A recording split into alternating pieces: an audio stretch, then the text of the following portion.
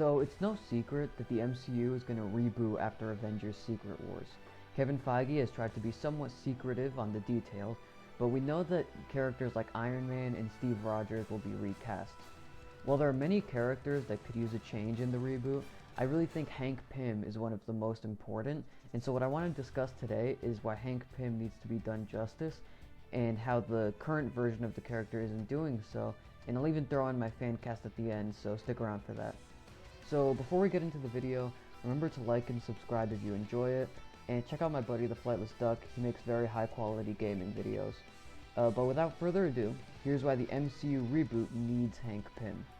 Now, if you're someone who's not that interested in the character, you may not realize the problems that the current version of Hank Pym has.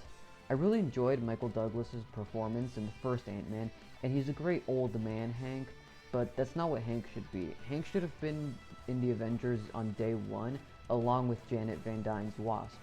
Or they should have at least joined right before the events of Age of Ultron. Why, you might be asking?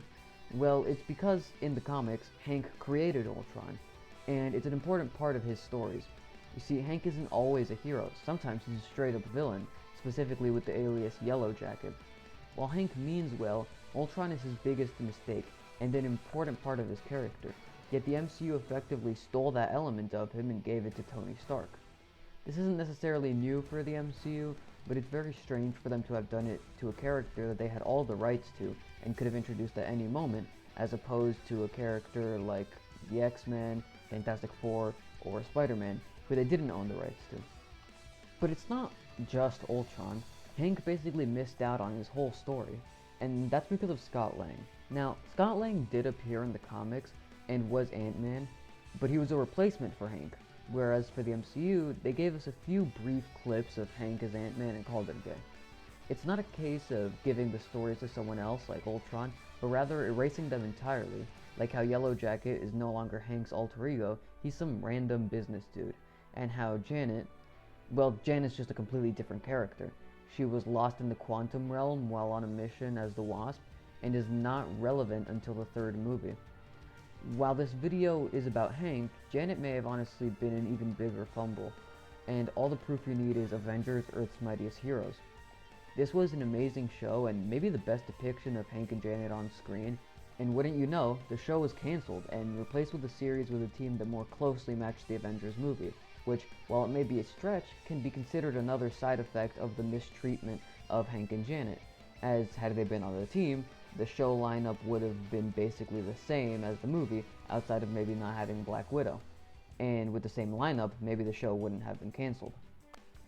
But I've talked about what the current Hank did wrong and why that hurt him in the MCU, but what about if we did get a better Hank in the reboot?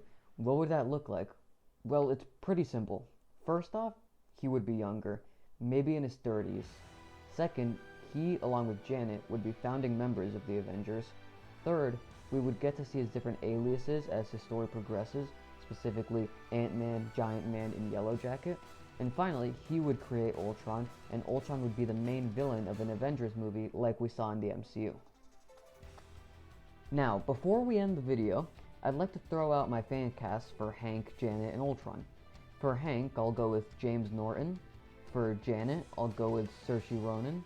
And for Ultron, I'd go with motion capture, voiced by Darren DePaul, who voices Revenant in Apex Legends, Reinhardt in Overwatch, and J. Jonah Jameson in the Insomniac Spider-Man games. Congratulations, you've reached the end of the video. Make sure to like and subscribe if you enjoyed it, drop a comment below and let me know your thoughts on the subject, and share it around. With that said, I'll see you guys on the next one.